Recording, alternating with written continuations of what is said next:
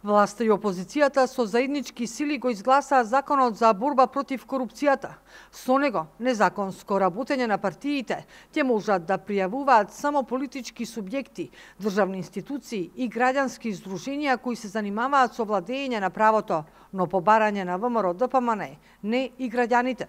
Граѓаните имаат право врз основа на општ член кој што е содржан во законот да пратат иницијатива до Државната комисија за спречување на корупција, доколку таа иницијатива е основана, Државната комисија за спречување на корупција по службена должност почнува постапка за контрола на финансирање на политичките партии. Според независната пратеничка група на ВМРО ДПМН, власта не смеела да направи отстапка во делот за граѓаните.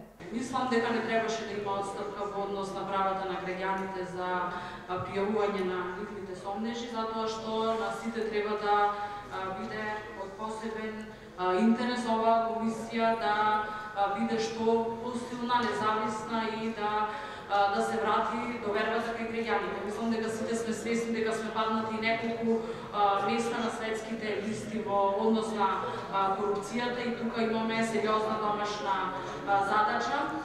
Од ВМРО ДПМН велат, останале на ставот дека овој закон кореспондира токму со потребите на граѓаните. ВМРО ДПМН не е политичка партија која што не сака да има антикорупцијската комисија увид во нашите сметки. Само да ве потсетам дека како забелешка на Греко беше дека треба да се воспостави ваква институција во државата и со законот за финансирање на политичките партии кој што е донесен во 2011 година, закон кој што го донесе ВМРО ДПМН и коалицијата, се формираше единствена институција која што беше задолжена да врши финансиска контрола на политичките партии. Со законот, антикорупцијската комисија ќе има увид во банкарските сметки и на функционерите и на партиите и доколку отвори постапка, треба да ја заврши во рок од 2 месеци. Роковите за незиниот избор ќе бидат скратени поради распишувањето на претседателските избори на 8 февруари.